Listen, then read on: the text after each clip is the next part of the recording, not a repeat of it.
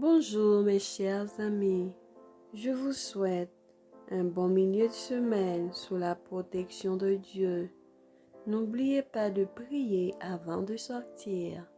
C'est la méditation du jour qui a pour titre « Se sauver en sauvant les autres ». Veille sur toi-même et sur ton enseignement. Persévère dans ces choses, car en agissant ainsi, tu te sauveras toi-même et tu sauveras ceux qui t'écoutent. 1 Timothée 4, verset 16.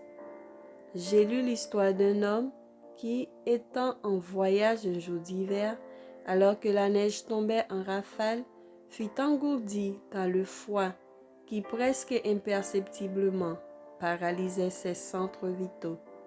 Il était à demi-mort de froid et sur le point d'abandonner la lutte lorsqu'il entendit les gémissements d'un autre voyageur qui se trouvait dans la même situation que lui.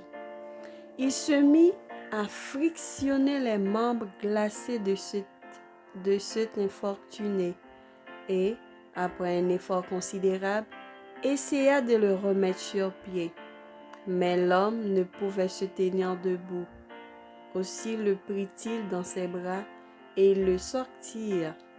ils sortirent tous deux de cette tempête dont il avait pensé ne pouvoir se tirer lui-même.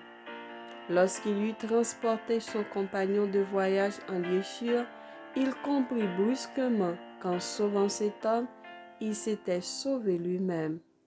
Ses efforts pour en aider un autre avaient fait circuler le sang qui se glaçait dans ses veines, et une chaleur bienfaisante avait réchauffé les extrémités engourdies de son corps.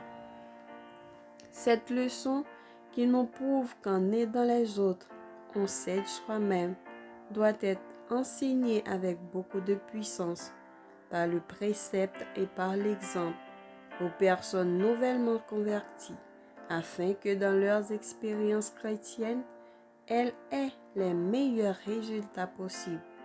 Que ceux qui se découragent facilement, ceux qui sont disposés à croire que le chemin de la vie éternelle est pénible et difficile, se mettent à l'œuvre pour aider les autres.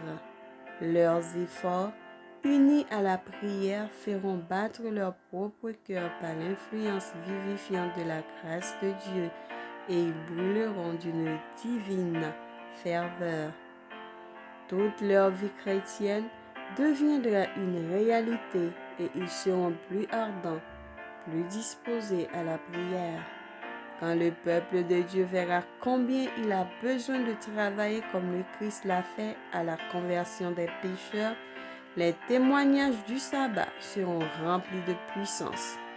Avec joie, on dira combien est précieuse l'expérience acquise en travaillant pour les autres. Amen. Que le Seigneur nous bénisse et qu'il nous fasse grâce. Bonne journée. Bon mercredi avec Jésus.